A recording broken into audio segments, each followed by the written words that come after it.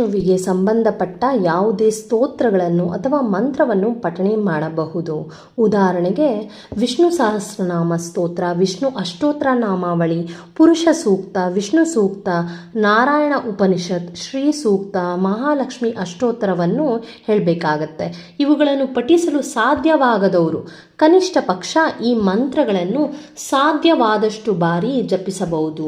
ಮಂತ್ರಗಳು ಹೀಗಿದೆ: ಓಂ ನಮೋ ನಾರಾಯಣಾಯ, ಓಂ ನಮೋ ಭಗವತೆ ವಾಸುದೇವಾಯ ಅಥವಾ ಓಂ ನಮೋ ವೆಂಕಟೇಶಾಯ.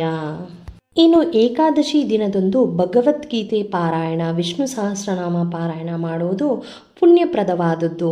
ವಿಷ್ಣು ಸಹಸ್ರನಾಮವನ್ನು ಓದಲು ಸಾಧ್ಯವಾಗದವರು ಮನೆಯಲ್ಲಿ ಪೂಜೆ ಮಾಡುವಾಗ ಪುಸ್ತಕವನ್ನು ಮುಟ್ಟಿ ನಮಸ್ಕರಿಸಿದರೆ ಸಾಕು, ನಮ್ಮೆಲ್ಲ ಪೂರ್ವಜನ್ಮದ ಕರ್ಮಗಳು ಕಳೆಯುತ್ತವೆ.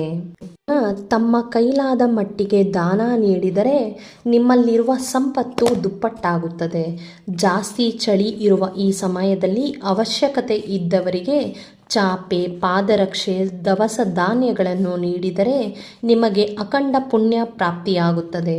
ವೈಕುಂಠ ಏಕಾದಶಿ ದಿನ ಕಪ್ಪು ಬಣ್ಣದ ಬಟ್ಟೆಗಳನ್ನು ಧರಿಸಬಾರ್ದು. ಇನ್ನು ಯಾರ ಮೇಲೂ ಕೋಪ ಮಾಡ್ಕೊಳ್ಬಾರ್ದು. ಅಸತ್ಯ ನುಡಿಯುತ್ತಾ ಏಕಾದಶಿ ಆಚರಣೆ ಮಾಡಬಾರ್ದು. ಅನ್ನವನ್ನು ಸೇವಿಸಬಾರ್ದು. ಇನ್ನು ಪ್ರಾಣಿ ಪಕ್ಷಿಗಳಿಗೆ ನೋವುಂಟು ಮಾಡಬಾರದು. ಗಂಡ ಹೆಂಡತಿ ಬ್ರಹ್ಮಚರ್ಯವನ್ನು ಪಾಲಿಸಬೇಕು. ಬೆಳ್ಳುಳ್ಳಿಯನ್ನು ಸೇವನೆ ಮಾಡಬಾರ್ದು. ಇನ್ನು ಈ ದಿನದಂದು ಮನೆಯ ಮುಂದೆ ಮಣ್ಣಿನ ದೀಪಗಳನ್ನು ಸಂಜೆ ಸಮಯದಲ್ಲಿ ಬೆಳಗಿಸಿದರೆ ಶ್ರೀಮನ್ನಾರಾಯಣನ ಜೊತೆಗೆ ಮಹಾಲಕ್ಷ್ಮಿಯ ಅನುಗ್ರಹವಾಗುತ್ತದೆ.